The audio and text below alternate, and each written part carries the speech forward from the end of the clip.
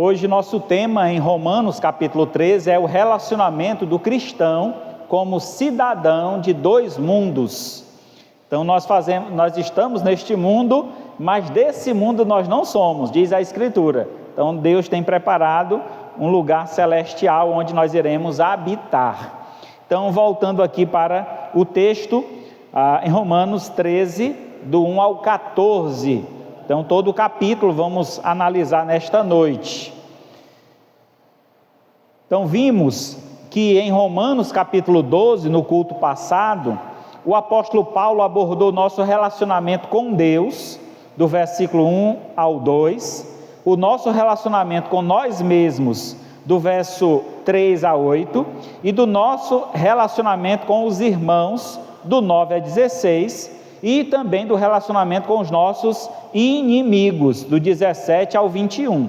Agora, no capítulo 13, o apóstolo Paulo, ele analisa mais 3 relacionamentos: o relacionamento com as autoridades, o relacionamento com a lei e o relacionamento com o dia da volta do nosso Senhor Jesus Cristo. Após dar regras de como viver na igreja no capítulo 12, agora o apóstolo explica no capítulo 13 de Romanos como os cristãos devem praticar seu cristianismo no mundo secular, político e cotidiano. O cristão então é um cidadão de dois mundos, de duas ordens, e Paulo parece dizer como um mestre: dai, pois, a César o que é de César e a Deus o que é de Deus, como é dito lá em Mateus 22, 21. Consideremos agora, então, esses 3 relacionamentos.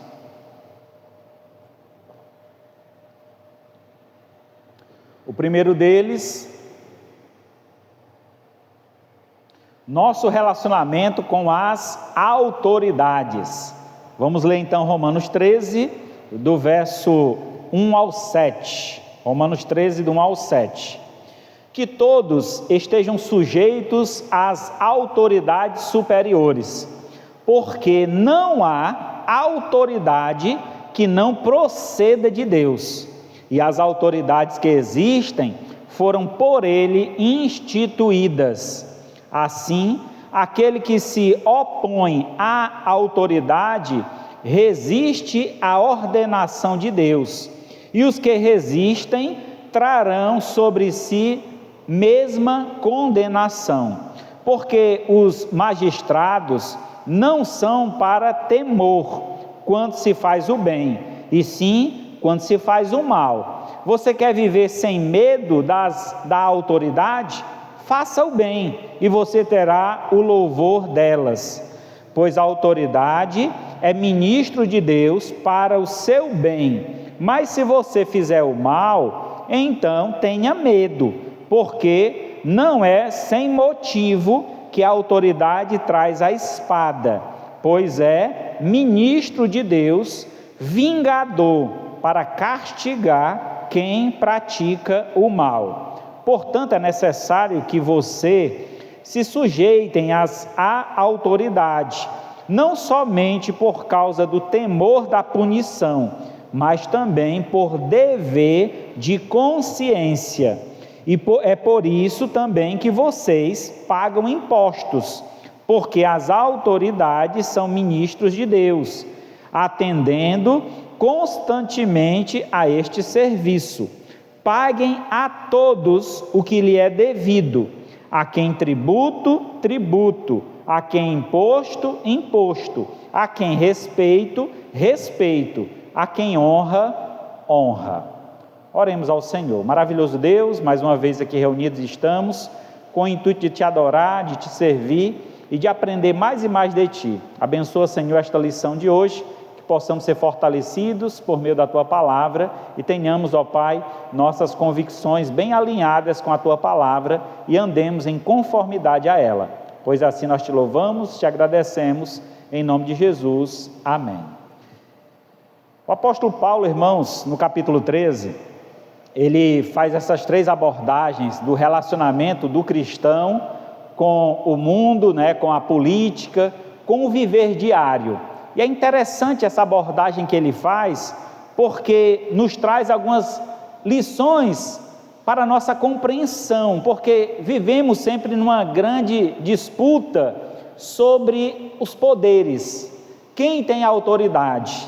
A que autoridade eu devo obedecer? Então, olhando como um todo, de acordo com o que é dito no texto, devemos obedecer a toda a autoridade, porque toda a autoridade foi dada por Deus. É claro que nós vamos ver alguns parênteses aí sobre essa obediência. Essa obediência, ela tem um limite, desde que a autoridade venha também sendo regida por Deus, quer dizer, sendo guiada por Deus. Eu não posso cumprir uma ordem de uma autoridade que seja contrária a uma ordem divina. Então eu tenho que ter esse conhecimento, esse entendimento. Mas no contexto geral aqui do texto, Paulo então menciona aqui autoridades superiores. Em Romanos 13:1 está então referindo-se ao Estado como representante oficial.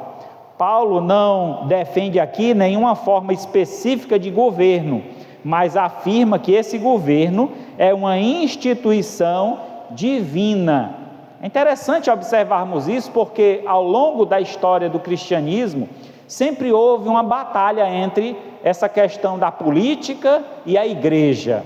A igreja tem que estar separada da política.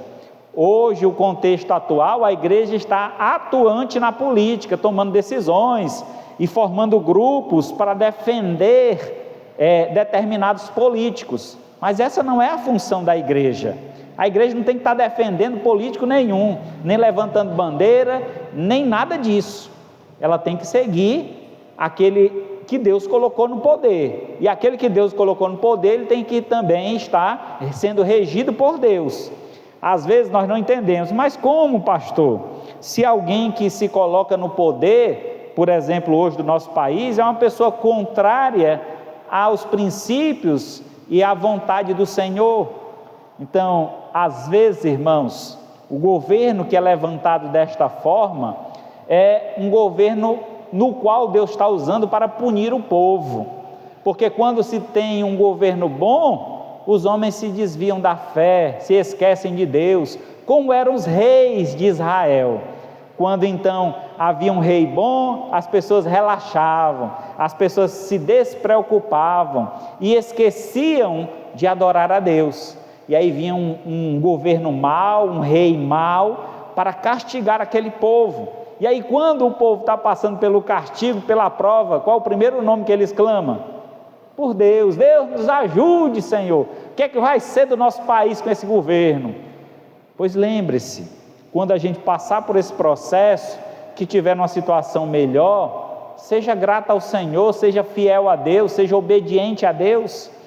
Nós devemos então ter essa experiência e pegar essa experiência de que viveram os antigos povos, para que nós também tenhamos consciência de como devemos nos portar com relação às autoridades que governam o nosso país. É Deus quem levanta e põe reis. É Ele que coloca no trono aquele que governa e os tira do trono também. É Ele quem governa o mundo e faz isso mediante as autoridades constituídas. Deus é um Deus de ordem e não de desordem. Ele institui o governo e não a anarquia. Quer dizer, Deus, ele é a favor de um governo, é a favor de uma ordem e não de uma desordem. E o que nós vivemos hoje no nosso país está muito pendendo para uma desordem, né? Mas vamos voltar aqui para o texto e analisar. Apenas 3 organizações terrenas foram instituídas por Deus: a família, o governo e a família, a igreja e o governo. Então essas 3 instituições, essas 3 organizações foram instituídas por Deus. Sendo assim, são também governadas por Ele. 4 verdades básicas nós devemos destacar aqui nesse ponto. A primeira delas é a origem da autoridade. No verso 1, é dito então que a autoridade é originária de Deus. Quer dizer, a autoridade, toda autoridade, procede de Deus. Diz o texto: todo homem seja sujeito às autoridades superiores que estão acima dele, porque não há autoridade que não proceda de Deus, e as autoridades que existem foram por ele instituídas. Então, nesta ideia, Deus está no controle, quer dizer, Deus é quem colocou tais autoridades naquele posto. Tanto nós somos cobrados em obedecer às autoridades, como as autoridades também serão cobradas com relação ao serviço prestado, porque Deus está acima deles. Sendo assim, eles também pagarão preço, se não seguirem a direção de Deus. O compromisso de obedecer à autoridade é outra questão importante dentro da origem da autoridade. Nós temos um compromisso de obedecer à autoridade. Versículo 1 diz que todo homem seja sujeito às autoridades superiores. Ninguém é imune, ninguém está separado ou completamente imune de qualquer intervenção de autoridade. É interessante porque, por exemplo, nós temos aqui militares na igreja, né? E o militar, ele tem uma hierarquia. Acima do comandante que nós temos aqui na igreja, tem alguém acima dele. E aí sempre vai ter uma autoridade superior. E no final, quando acabar todas elas, quem é que vai estar acima de todos eles? Deus. Ele está acima de tudo e de todos. Então devemos compromisso. E o compromisso da obediência é para todos. A atitude que devemos ter em relação às autoridades, então, deve ser de sujeição. Então, devemos nos submeter às autoridades. Isso, irmãos, vocês podem ver claramente um reflexo da nossa sociedade, quanto nossa sociedade está rejeitando essa orientação de Deus, né, quanto às autoridades. A gente vê hoje as crianças, quanto mais cedo, peitando os pais, né? Não obedecendo os pais, rejeitando a autoridade dos pais. A gente vê, por exemplo, pessoas na rua, e se um militar, um policial militar der uma ordem, eles querem peitar o policial, querem confrontar. É uma autoridade, tem que ser respeitada. Então, situações como essa, elas vêm de berço, né, do que está sendo ensinado em casa, de como está sendo passado para os filhos a orientação de respeito e autoridade. Hoje em dia, quanto é difícil para quem é professor em escolas, principalmente escolas do governo. Irmãos, é uma falta de respeito grande. Enquanto no passado, é claro que nós não queremos voltar para aquela época, onde os professores usavam até uma palmatória. Alguém aqui já passou por isso? Lembra do tempo da palmatória? Eu sou muito antigo mesmo, né? Eu não sou tão velho assim não, é porque eu lembro que a minha mãe falava, que o meu pai, e também eu presenciei, nunca levei, mas eu fui para uma escola, um reforço escolar, e era para eu aprender a tabuada. E aí no primeiro dia de aula, a professora lá perguntou a tabuada decorada. E cadê eu lembrar? Eu lá sabia. Ela puxou a palmatória da gaveta. Quem não souber a tabuada vai levar uma palmatória. Só fui naquele dia, nunca mais voltei. Então, é interessante, né? Porque naquela época a autoridade era imposta, até para que as pessoas obedecessem. Mas na verdade a autoridade, ela não precisa haver uma imposição, desde que nós reconheçamos a autoridade e nos submetemos a ela. Então vai se tornar muito mais simples, muito mais bem desenvolvido o nosso relacionamento. Mas quando nós não nos submetemos às autoridades, e aí virá a opressão e virá as obrigações e tantas pressões que ocorrem na sociedade, e nossa sociedade está trabalhando com toda a força, quer dizer, o inimigo está trabalhando por meio da nossa sociedade em tirar esse padrão de autoridade, e as pessoas têm perdido cada vez mais a autoridade. Os pais, professores, às vezes até o patrão na empresa não pode mais dizer nada para o funcionário, senão o funcionário processa, e aí vai por diante, né? Outra atitude que nós podemos observar com relação à origem da autoridade é a atitude de não resistir à autoridade. Diz o texto: de modo que aquele que se opõe à autoridade resiste à ordenação de Deus, e os que resistem trarão sobre si mesmo condenação. Aí Romanos 13, 2. Então, não resistir às autoridades, não medir força com as autoridades, é besteira. A gente está vendo aí uma grande disputa política, né? Tentando de todas as formas encontrar falhas, defeitos no ex-presidente, e aí, por parte do ex-presidente, também não há uma abertura de mostrar o que as autoridades pedem, tentar ocultar coisas e falas e outras coisas mais. Então, essa resistência só acaba causando e trazendo cada vez mais consequências negativas para a vida dele. Imaginemos nós, irmãos, quantas vezes Deus nos alerta por meio da sua palavra, quantas vezes você veio a essa igreja e a palavra de Deus foi ao teu encontro, tocando em você em pontos que precisavam ser mudados, transformados, e você fez o quê? Resistiu à autoridade, não dando ouvidos à palavra de Deus, dizendo para Deus: Deus, eu vou fazer do meu jeito, porque do meu jeito eu acho que é melhor.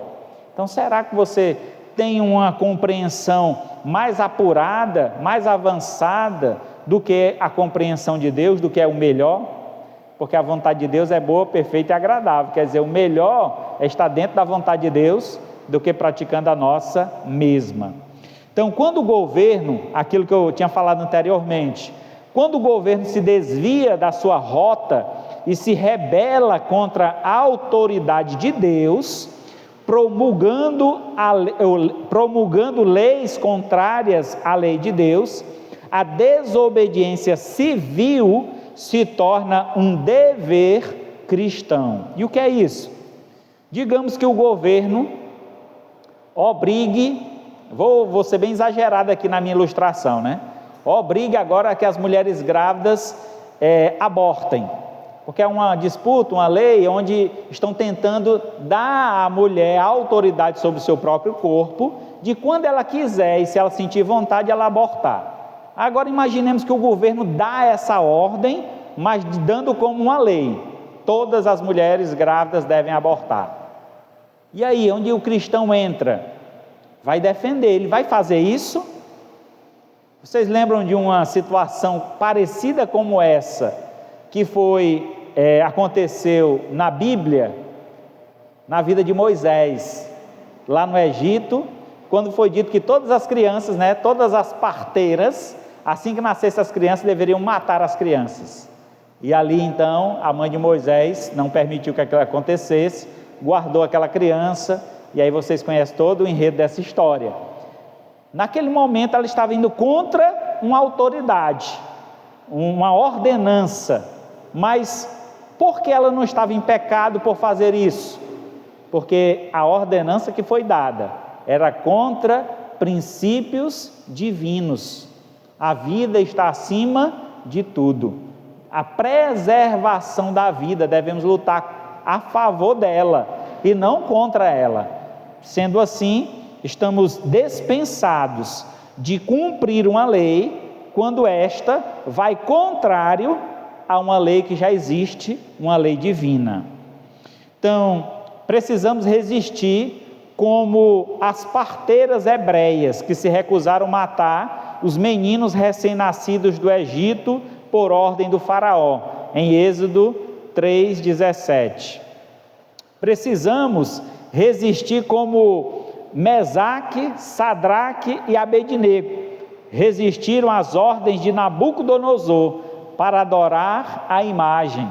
Outra história conhecida na Bíblia, onde os homens resistiram a uma ordem do rei, uma ordem suprema do grande governador, mas que essa ordem era se curvar diante de sua imagem e o adorar. E eles sendo adoradores de Deus e conhecendo a palavra de Deus, e sabiam que somente a Deus devemos adorar, somente a Ele devemos prestar homenagem, prestar culto nesse momento. Então eles foram contra a ordem e não desobedeceram a Deus. Temos outro exemplo, eram esses dois mesmo. Então, se o Estado exige aquilo que Deus proíbe, ou então proíbe o que Deus ordena, então, como cristãos, nosso dever é claro: resistir e não nos sujeitar-nos, desobedecer o Estado a fim de obedecer a Deus. Então essa deve ser a nossa direção com relação às autoridades instituídas por Deus. Em segundo lugar, nós vemos aqui a natureza da autoridade. Sua autoridade está sob a autoridade de Deus. O seu poder vem de si mesmo, não vem de si mesmo, não são absolutistas, não governam a parte de Deus, sem a direção de Deus, sem reconhecer a soberania de Deus, a justiça de Deus. Não governarão bem sem conhecer a ética de Deus, os valores de Deus, os propósitos de Deus e a palavra de Deus. Quer dizer, um bom governo é um governo que é regido de acordo com a santa palavra do Senhor. Este que é guiado pelo Senhor, que é guiado pela sua palavra, ele fará um bom governo, governará de forma favorável aos seus aliados e a todas as pessoas, né? Não somente os seus aliados. Diferente do que nós observamos no nosso contexto em que vivemos, né? Políticos, quando entram no poder, o primeiro passo que eles dão é retirar todos que eram oposição. O povo estava trabalhando, estava servindo, estavam fazendo suas atividades, tira todo mundo, agora eu vou botar os meus. Não é isso que acontece, principalmente em cidade pequena? É o que eu tenho visto muito acontecer aqui, né? Então nós temos esta ideia e devemos entender que a natureza da autoridade é dada por Deus, e ninguém tem poder sobre outro por sua própria autoridade. Devemos lembrar disso. Em terceiro lugar, a finalidade da autoridade. Do verso 3 a 4, a autoridade constituída tem duas finalidades, e ambas são importantes, ambas são fundamentais para o processo, o progresso e a paz na sociedade. Primeiro, qual é a finalidade da autoridade? Prover o bem. Versículo 3 e 4 diz isso: porque os magistrados não são para temor quando se faz o bem, e sim quando se faz o mal. Você quer viver sem medo da autoridade? Faça o bem, e você terá louvor dela. Então, quando você é um cidadão, quando você faz coisas corretas, quando você cumpre com seus deveres como cidadão, não era para a gente temer as autoridades, pelo contrário, era para a gente ser reconhecido e valorizado por elas. Mas quando, pelo contrário, rejeitamos as autoridades, resistimos a elas e praticamos coisas erradas, aí sim as autoridades terão poder sobre nós e farão o que é devido, pagaremos o preço pela desobediência. Então a finalidade de uma autoridade é prover o bem. O objetivo do governo civil não é promover o bem-estar dos governantes, mas dos governados. Será que é assim que acontece na vida real, irmão? Ou isso aqui é só uma ficção? Essa é a orientação de Deus, é o que Deus diz como deve funcionar. Aquele que nos governa deve governar para nós, o povo, a população, e não para si mesmo. Diferentemente, o que a gente observa é que todo aquele que entra no governo tenta de todas as formas conduzir o governo para se autopromover ou se autofavorecer. Aqueles que fazem asfalto onde vão para a fazenda deles, é aqueles que empregam aqueles que fazem parte da sua coligação, é aqueles que estão sempre favorecendo, procurando, se preparando para um outro governo, passa um governo inteiro sem fazer obras, no finalzinho do seu governo começa a fazer obras, para quê? Para garantir que no próximo ano vai ser eleito novamente, para dar continuidade às obras. É assim, irmão, e já faz tempo que isso acontece, e o povo se entrega, se vende, e não estão observando que governo está sobre nós, porque as consequências disso, sabe qual é? Se você observar bem, a grande maioria das pessoas, nos dias atuais, tem a mesma visão de favorecimento. Se a pessoa dá R$50 para ele, já comprou o voto. Rapaz, quem me der R$50 eu voto. E o que é que acontece? A pessoa faz isso, e aí depois perde o direito de cobrar. Eu te paguei, rapaz, não tenho direito de dar nada para você. Vai lá no posto de saúde, não tem médico, vai atrás de medicação, não existe medicação. Hospital, você tem que comprar os materiais básicos, gases, álcool, coisas básicas que o governo era para suprir e não supre. Isso é o quê? Consequência de quê? Das atitudes dos homens, que são injustos, que votam por preferência, por ter algum ganho, e aí o resultado disso é quem vai entrar no poder vai usar aquele poder para restituir o que ele investiu. Para ele foi apenas um investimento. Então essa aí é a situação que se encontra, infelizmente, no nosso país. A segunda finalidade da autoridade é castigar o mal. O Estado recebe a incumbência de uma função explicitamente proibida ao cristão. Vocês lembram lá em Romanos 12, do 17 ao 19, que Deus diz então que nós não devemos pagar o mal com o mal, mas devemos dar a Deus, que Ele então é quem vai julgar a pessoa. E o que Deus usa para julgar o homem? Os governos, o próprio governo, Ele usa para isso. E aí o julgamento qual é? O julgamento é a punição quanto àqueles que praticam o mal. Se o governo não está fazendo isso, eles estão errando, estão em pecado e vão ser cobrados por Deus, porque o mundo em que nós vivemos está de cabeça para baixo.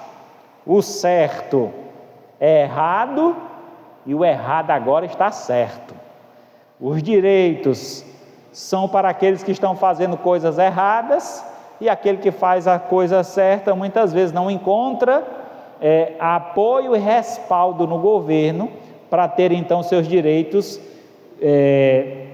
valorizados, e assim perdem a causa. E em quarto e último lugar desse ponto, o dever, nosso dever para com as autoridades, do verso 6 a 7 de Romanos 13. O cristão é cidadão de dois reinos, é cidadão do mundo e cidadão do céu. Deve obedecer ao Estado e obedecer a Deus. A sua obediência ao Estado é delimitada por sua obediência a Deus. Então, assim, nosso relacionamento com as autoridades deve estar pautada e baseada nestas orientações dadas pelo Senhor. Veja o que diz Tito 3:1. Lembrem-lhes que se sujeitem aos que governam, as autoridades sejam obedientes, estejam prontos para toda a boa obra.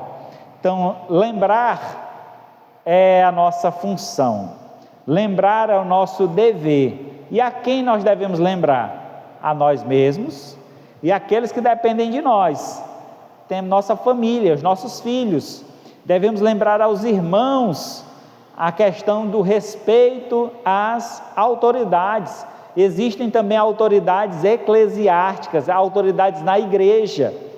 Irmãos, muitas vezes as pessoas não compreendem, mas a igreja ela é composta por duas autoridades.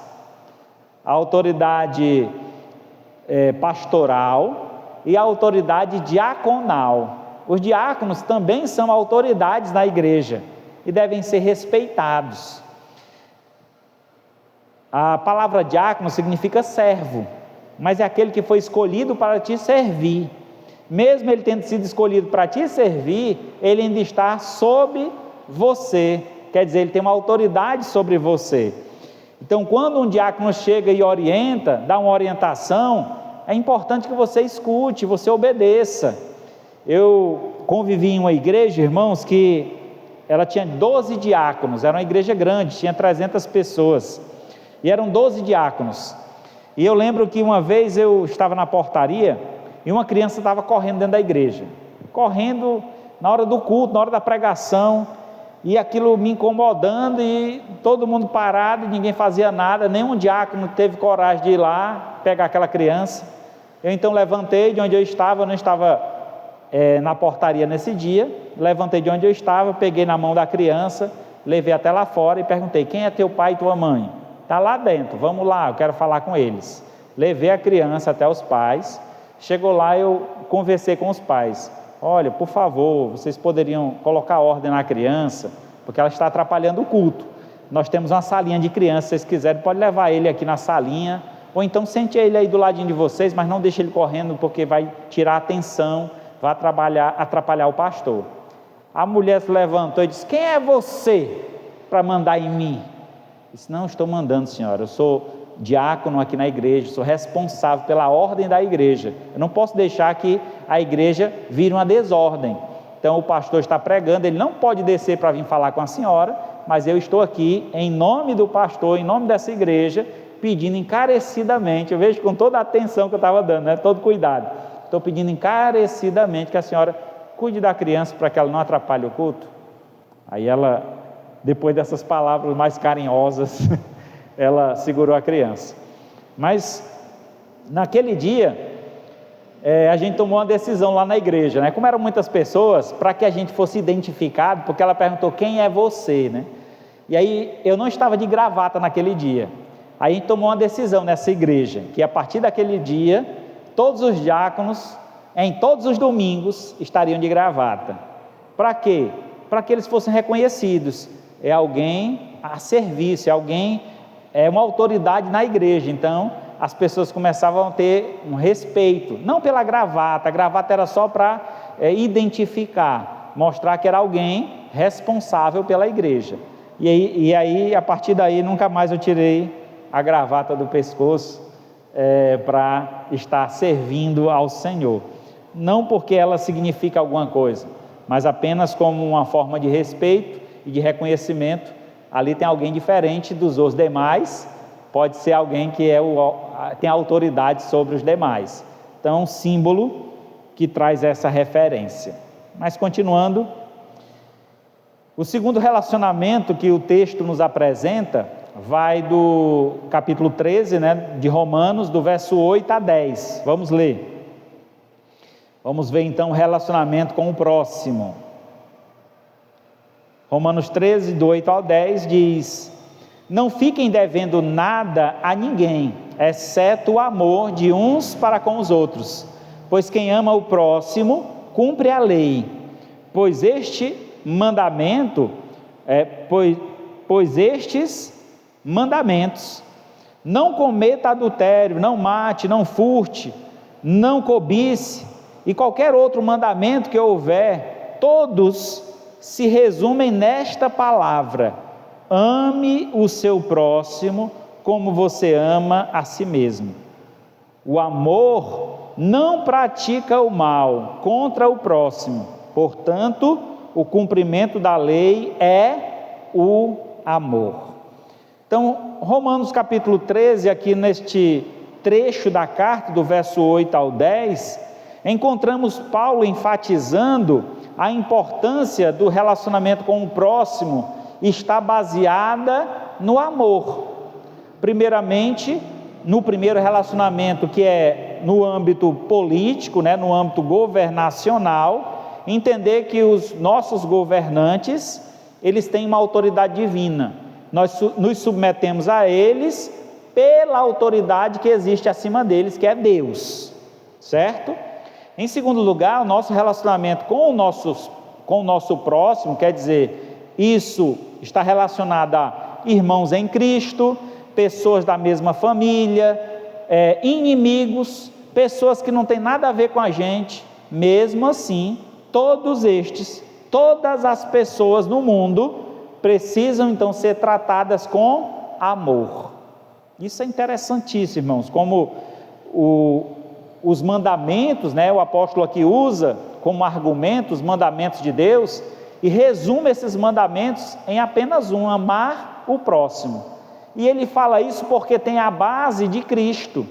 Cristo resume os 10 mandamentos em apenas 2: amar a Deus acima de tudo e amar o próximo como a nós mesmos.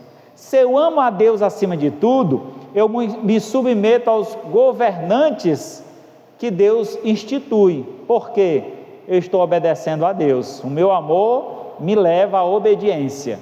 E se eu amo o meu próximo, eu não vou praticar o mal. Consequentemente a isso, eu vou estar em obediência ainda ao governo dado por Deus, que o nosso país também exige de nós. Vamos lá. Paulo faz então uma transição da nossa relação com o Estado para então a nossa relação com o próximo. Agora ele trata de uma dívida que nunca podemos quitar completamente: a dívida do amor. Nunca amamos em grau superlativo, estamos sempre aquém dessa exigência divina, a exigência de amar. A razão de o amor ser tão importante reside no fato de que o amor é o cumprimento de toda a lei.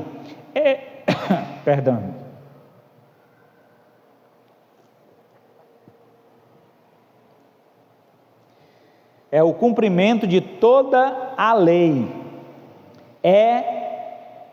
E a lei é o próprio fundamento do Estado. Então, se nós cumprimos toda a lei, estaremos debaixo da autoridade. Se amamos todas as pessoas, vamos botar isso aqui de forma prática, irmão. Isso aqui é muito simples, é uma coisa clara, e às vezes a gente está tão alto que não conseguimos enxergar. De forma clara, o propósito que é dado aqui do nosso relacionamento com o próximo é amar. Se eu amo o meu próximo, eu não vou roubá-lo, eu não vou traí-lo, eu não vou matá-lo. Então, daí eu já diminuo muitas consequências negativas que podem acontecer se eu praticar tais coisas. Vou usar um exemplo: se eu roubar, haverá uma autoridade acima de mim que me julgará e eu pagarei o preço por isso. Não é verdade? Então é dentro dessa dinâmica. Então, se eu amo, eu pratico o que é bom, então eu estou protegido pela lei. Mas se eu não amo, eu faço o que é mal e eu serei julgado pela lei. Então é muito claro o objetivo que Paulo coloca aqui, que muitas vezes a gente não percebe e não coloca em prática. Então vejamos alguns princípios aqui a serem destacados. O primeiro deles é: o amor ao próximo é cumprimento da lei, pois quem ama o próximo tem cumprido a lei. Por isso, não adultera, não mata, não furta, não cobiça e nem há qualquer outro mandamento. Tudo nesta palavra resume em: amarás o teu próximo como a ti mesmo. O amor, então, ele é essencialmente obediência. Quem ama o próximo está cumprindo a lei. O amor não é o fim da lei, e sim o cumprimento da lei. Então, quando olhamos para o Antigo Testamento, os 10 mandamentos, e a gente vai tentar cumprir esses 10 mandamentos, muitas vezes caímos neles, por desobediência, quebramos um ou outro, e quando quebramos um, acabamos rompendo o elo, e aí perdemos todo, estamos sendo julgados por tudo, pela quebra do mandamento. Mas quando observamos no Novo Testamento, aí Jesus vem com um novo mandamento, que é amar, e aí fica muito mais fácil de cumprir a lei, porque se eu amo, eu obedeço. Se eu obedeço, eu faço o que agrada ao Senhor. Estou amando a Deus por obediência e estarei amando o próximo por fazer o que é bom. Em segundo lugar, o amor ao próximo é o cumprimento da lei. Perdão, o primeiro era o amor ao próximo, é uma dívida impagável. A gente já viu isso aí. E o amor ao próximo é o cumprimento da lei. Em terceiro lugar, o amor não pratica o mal contra o próximo. O amor não pratica o mal contra o próximo, de sorte que o cumprimento da lei é o amor. Versículo 10 do capítulo 13 de Romanos. O amor, então, é dito lá em lá em 1 Coríntios 13, né? O amor é benigno, o amor não é maligno, o amor é altruísta, não é egoísta. O amor coloca sempre o outro na frente do eu. O amor respeita a vida do outro. Por isso, quem ama não mata. É maravilhoso, irmãos, entendermos a palavra de Deus e a simplicidade que nos é apresentada. Porque muitas vezes a vida se torna difícil porque nós mesmos complicamos. Nós mesmos queremos criar regras, leis, ordenanças e esquecemos da simplicidade que Deus nos orienta, que é amar. Se eu amo o meu irmão, eu não vou fazer com ele o que eu não gostaria que ele fizesse comigo. Então essa é a ideia, quando é dito pelo Senhor Jesus que ama o teu próximo como a ti mesmo. Esta é a comparação mais clara do amor. Tudo aquilo que nós desejamos para nós, devemos então praticar com os outros, fazer com o outro, para que ele se espelhe em nossas atitudes. Romanos 12, 9, o amor seja sem hipocrisia, amor sem máscara, sem fingimento, sem falsidade. Detestai o mal, apegando-vos ao bem. Então o verdadeiro amor sem hipocrisia, é um amor que se apega em fazer o bem, é um amor que está sempre pronto a fazer o melhor para o teu próximo. Então este aí é o verdadeiro amor que nós devemos praticar. Em terceiro e último lugar, nossos relacionamentos com o tempo. Então vimos aqui o relacionamento com os governos, o relacionamento com o próximo, e ele finaliza o capítulo então falando sobre o relacionamento com o tempo, do verso 11 ao 14 de Romanos 13. Vejamos: e digo isso a vocês que conhecem o tempo, já é hora de despertar do sono, porque a nossa salvação está agora mais perto do que quando no princípio cremos. Vai a alta noite e o dia vem chegando. Deixemos, pois, as obras das trevas e revistamo-nos das armas da luz. Vivamos dignamente como em pleno dia, não em orgias e bebedeiras, não em imoralidade e libertinagem, não em discordância e ciúme, mas revistam-se do Senhor Jesus Cristo e não façam nada que venha a satisfazer os desejos da carne.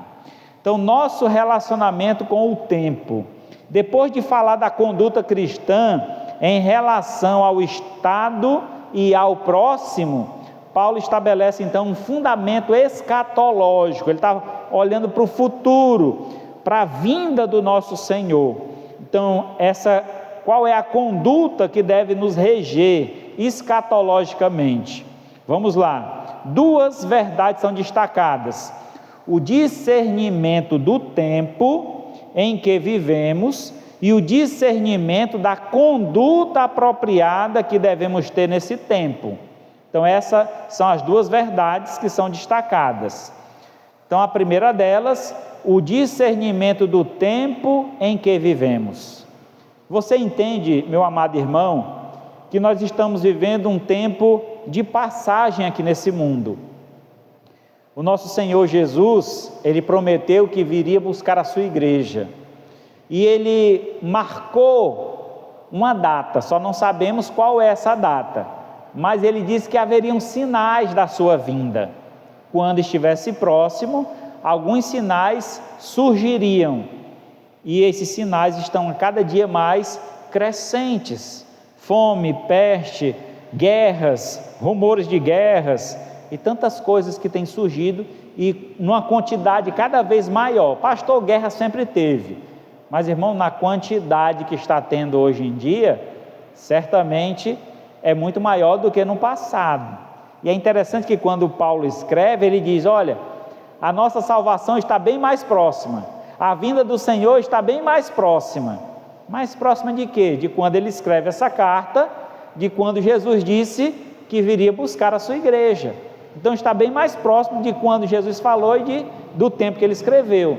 Agora, do tempo que ele escreveu para os dias atuais, aí está muito mais próxima a vinda do Senhor. Então, com isso, a gente deve ter um discernimento. Se o nosso Senhor está próximo de vir, como eu devo me comportar aqui neste mundo? Qual deve ser o meu proceder? Então, de que forma o cristão pode discernir o tempo em que vive? Primeiramente, vivendo acordado e não dormindo. É o que diz o verso 11. E digo isso a vós outros, que conheceis o tempo. Já é hora de despertar do sono. O que é isso, irmão? Lembremos, irmãos, que estamos vivendo em uma batalha espiritual, uma grande guerra espiritual entre o povo de Deus e o inimigo de nossas almas. A todo tempo ele está querendo nos derribar, e muitos crentes estão aí a cochilar, achando que não, ele não vem não, pai, já faz tempo que Jesus disse isso, mas não vem não. E o camarada fica então naquela vida completamente inerte, sem tomar nenhuma ação, sem fazer nada em nome do Senhor, sem praticar nada que glorifica o nome de Deus, sem levar a palavra de Deus aos perdidos, sem investir para o crescimento da obra do Senhor. E com isso a igreja do Senhor tem fraquejado com a sua missão. Se vocês observarem, irmãos, igrejas onde tem um grande número de pessoas, na sua grande maioria, é entretenimento. Estão ali por festa, pela movimentação que aquele espaço oferece. Mas realmente, integração ao Evangelho, uma vida cristã fiel ao Senhor, uma vida de santidade, a gente não vê. Estão cochilando, achando que a vida é essa brincadeira. E aí o inimigo certamente está ao derredor, procurando só uma brecha para tragá-lo. Então já sabemos que fomos salvos quanto à justificação. Estamos sendo salvos quanto à santificação, quer dizer, é um processo, mas seremos salvos quanto à glorificação. Então o processo da salvação, ela se dá em estágios. Fomos salvos no ato que reconhecemos Jesus como Senhor e Salvador de nossa vida, ali fomos justificados, pois, mediante a fé. Posteriormente, nós começamos a abandonar o mundo, deixar o velho homem e viver uma nova vida, e aí é a santificação, deixando as velhas práticas para se apoiar em uma vida de santidade, e essa vida de santidade é uma declaração da nossa salvação para este mundo. Eu não sou mais aquele velho homem, eu não pratico mais aquelas velhas coisas, porque agora eu sou uma nova criatura em Cristo Jesus, eu fui escolhido para a salvação, então devo viver como salvo. E em terceiro lugar, é essa preparação que nós devemos ter com a esperança da vinda do nosso Senhor, onde nós seremos completamente salvos, onde receberemos nosso corpo glorificado. Então esse é o processo que deve então nos levar a despertar. Não é para cochilar, não é para esperar, Jesus vai demorar, então eu vou fazer minhas coisas, quando Ele vier eu corro.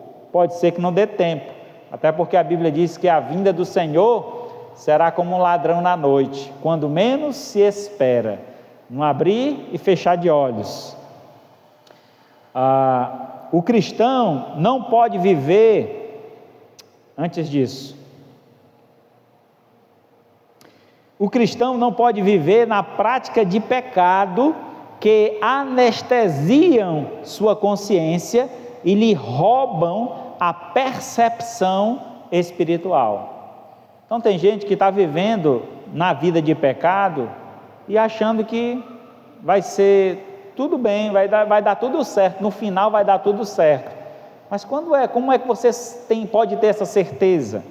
A gente tem que se livrar realmente da prática do pecado, do envolvimento, porque o pecado ele tem um poder anestésico.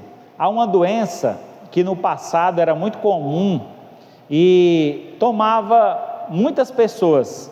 Essa doença se chamava lepra. A lepra nos dias atuais, ela tem uma outra doença, um outro nome que se chama hanseníase. E essa doença, ela tem uma característica intrigante, interessante, que é a neutralidade da dor. Ela pega numa parte do corpo e ela neutraliza, ela corrói os nervos e a pessoa perde a sensibilidade, e aos poucos vai perdendo pedaço do corpo, o nariz, a orelha, as extremidades do corpo, vai perdendo, arrancando. Assim é o pecado. O pecado da nossa vida, a gente comete um ato pecaminoso e se não se der conta, pratica novamente, faz outra vez e continua na prática daquilo e se torna insensível, perde a sensibilidade da prática daquele pecado. Daqui um pouco você já está defendendo quem pratica aquilo. Não, mas é assim mesmo, todo mundo faz. Irmãos, isso tem tomado uma proporção dentro das igrejas cristãs lamentável, como por exemplo da bebida. Quantos cristãos hoje em dia estão defendendo que o crente não tem problema beber, o problema é se embriagar. Meu amigo, que graça tem beber e não se embriagar? Eu não bebo para não me embriagar, então não tem graça. Então essa ilusão, não, eu vou beber mas não vou me embriagar, começa assim. O cara está um dia em casa, chegou cansado do trabalho, bota aquela taçazinha de vinho, vai ali degustando, balança ali, sente o cheiro, toma um gole, aí chega no outro dia, pai, sente falta, um vinhozinho vai bem. Aí ele começou só um dia, e depois no outro dia ele repete. Vai chegar um dia que ele vai chegar estressado do trabalho, chega em casa, encontra uma mulher também estressada pelos problemas diários, e aí descontam no outro e vão se socorrer aonde? Na garrafa do vinho. Pois é assim que um colega meu começou. Quando deu fé, já estava descendo a garrafa toda. Não, aqui eu afogo as minhas mágoas, aqui eu esqueço dos meus problemas. E a bebida então toma conta da vida daquela pessoa que não vigiou, que cochilou, achando que aquilo não tinha problema nenhum. O cristão deve estar muito preocupado e muito atento quanto ao pecado, para que ele não anestesie e o deixe favorável à prática do pecado. Devemos também viver na expectativa da glorificação, porque a nossa salvação está agora mais perto do que quando no princípio, versículo 11, parte B do versículo. Já sabemos que somos salvos quanto à justificação, estamos sendo salvos por meio da santificação, mas seremos salvos completamente na glorificação. Hoje estamos mais perto da segunda vinda de Cristo do que quando era no início. Essa proximidade deve levar-nos a viver de forma coerente com tal expectativa. E devemos viver também na expectativa da segunda vinda. Vai alta noite e vem chegando o dia. Verso 12: a noite é o velho tempo, o tempo das trevas, que está avançada, de forma que já está quase acabando, e o dia da volta de Cristo logo vem, batendo a porta. Não sabemos o dia em que Jesus virá, mas devemos viver apercebidos, para que esse dia não nos apanhe de surpresa. Por que o Senhor não disse o dia? Senhor, em teu nome nós fizemos isso, em teu nome fizemos aquilo, nunca vos conheci. Vocês não faziam para mim, vocês faziam apenas para si mesmo, para se apresentarem, para dizerem que tinham uma religião, mas vocês nunca lembraram de mim verdadeiramente, nunca viveram para mim verdadeiramente. Então não espero que nenhum aqui escute essas palavras do Senhor, mas ande você, desperto, acordado, lembrando que a qualquer momento Jesus virá. Então ande em obediência. E em segundo e último, o discernimento, a conduta apropriada que devemos ter nesse tempo. Depois de explicar acerca do tempo, Paulo faz algumas exortações sobre como devemos viver nesse tempo. Não basta discernir o tempo, precisamos viver em conformidade. Paulo usa 3 imperativos nesta passagem. Vejamos, o primeiro deles: deixemos as obras das trevas. Versículo 12: deixemos, pois, as obras das trevas e revistamos das armas da luz. Então, o primeiro imperativo, a primeira ordem que é dada é: deixemos as obras das trevas.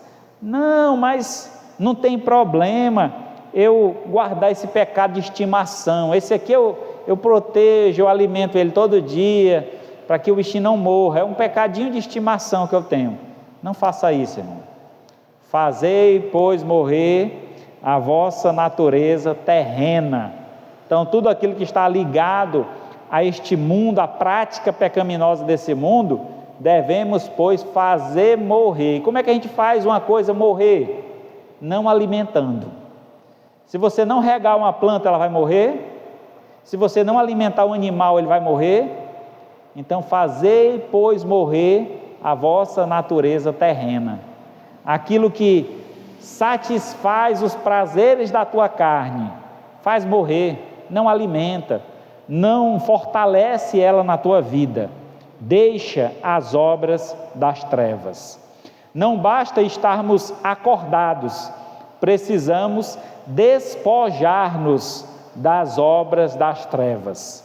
Então, despojar é tirar de cima de si. É como se você estivesse com a roupa suja, imunda, aquela roupa suada, toda suja, e você chegar em casa, retira aquela roupa, toma um banho e veste uma roupa completamente limpa, cheirosa, que agarra no seu corpo, bem confortável. Então essa é a ideia aqui do texto, quando fala de nós deixarmos as obras das trevas. Tira essa roupa suja, o Senhor tem uma roupa nova para te dar, e certamente será bem mais agradável.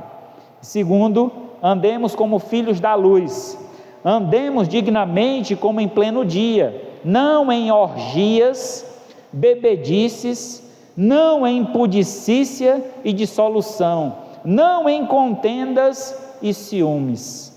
Verso 13. Irmãos, eu não entendo não como é que esses crentes estão lendo a Bíblia aí, dizendo que pode beber, que tem autoridade para beber, e a Bíblia mesmo diz que nós não devemos andar em bebedice.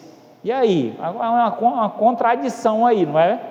Alguma coisa errada, mas assim tem sido, e Deus é quem julgará, né? Não estou aqui para julgar ninguém, mas só para orientar. Paulo então passa da vestimenta adequada para o comportamento adequado. Não adianta apenas ter uma vestimenta nova se a gente está se empanturrando de coisas erradas, de práticas erradas. Então deixa isso, ande na luz. Paulo passa então dessa transformação, né? Quando ele fala sobre andar na luz, é andar como Jesus, seguindo os passos do Mestre. Senhor, te seguirei por onde quer que fores. Jesus diz: as raposas têm seus covis, o lugar lá onde elas ficam. As aves têm os seus ninhos, mas eu não tenho onde reclinar a cabeça. Tu está disposto a pagar o preço de me seguir? Seguir a Cristo, irmão, é um preço que nós temos que pagar. E esse preço é dizer não para o pecado. Esse preço é dizer não para os amigos que querem nos levar para o fundo do poço. Seguir a Cristo é dizer sim para a luz, andar em plena luz e não nas coisas obscuras que ficaram no passado. Em terceiro e último, revestindo-nos do Senhor Jesus. Versículo 14 diz: mas revestir-vos do Senhor Jesus Cristo, e nada disponhais para a carne no tocante às suas concupiscências, quer dizer, nos seus desejos. Em vez de viver premeditando como satisfazer os desejos da carne, o cristão deve revestir-se do Senhor Jesus Cristo, tornando-se semelhante a Ele. Aqui a ideia é nos vestir de tal forma que sejamos identificados com Cristo, nos revestir do Senhor. Imaginemos, irmãos, essa visão, né, de alguém olhar para nós e ver Cristo em nós, pelas atitudes, pelas palavras, pela forma de nos vestirmos, pela forma como amamos as outras pessoas. E isso vai nos identificar com Cristo. Então tenha essa disposição na sua vida, em se revestir do Senhor Jesus. A salvação que nós temos, ela é a salvação do pecado para a santificação. Deus nos tirou do pecado e nos colocou em um lugar de santificação, quer dizer, de um lugar separado, de exclusividade, um lugar onde a gente é consagrado a Ele. Tudo que temos, tudo que somos, tudo que fazemos deve ser para a glória de Deus. Devemos então andar como Jesus andou, falar como Jesus falou, agir como Jesus agiu, sentir como Jesus sentiu. Jesus deve dominar-nos da cabeça aos pés. Isso é se revestir do Senhor Jesus. É Ele estar no controle de tudo que há em nós. Tiago 5,8: sede vós também pacientes, fortalecei o vosso coração, pois a vinda do Senhor está próxima. Ser paciente, irmãos, é estar esperando o Senhor. Ser paciente é alguém que aguarda ansiosamente a vinda do Senhor. Então, não vos deixe, não sejais vós ansiosos com o dia de amanhã, porque o amanhã pertence a Deus. Concluindo então, nosso Deus é um Deus soberano, que sabe o que é melhor para os seus. Por isso, o melhor é obedecer a sua palavra, pois ela sempre nos mostra o caminho da perfeição. Tiago 1,25: mas aquele que considera atentamente a lei perfeita, a lei da liberdade, e nela persevera, não sendo ouvinte negligente, mas operoso praticante, esse será bem-aventurado no que realizar. Então observemos essa lei, mas não fiquemos apenas na observação, coloquemos em prática. Que lei é essa, pastor? A que eu acabei de ensinar para vocês: ame uns aos outros e ame a Deus acima de todas as coisas. E é dito então que se você perseverar nessa lei, obedecendo a palavra de Deus, você será bem-aventurado, verdadeiramente feliz em tudo que você realizar. Aquele que tem Deus em primeiro lugar, Deus lhe coloca em um lugar de primeira qualidade. Então creia nisso e receba do Senhor essa bênção que Ele está te oferecendo.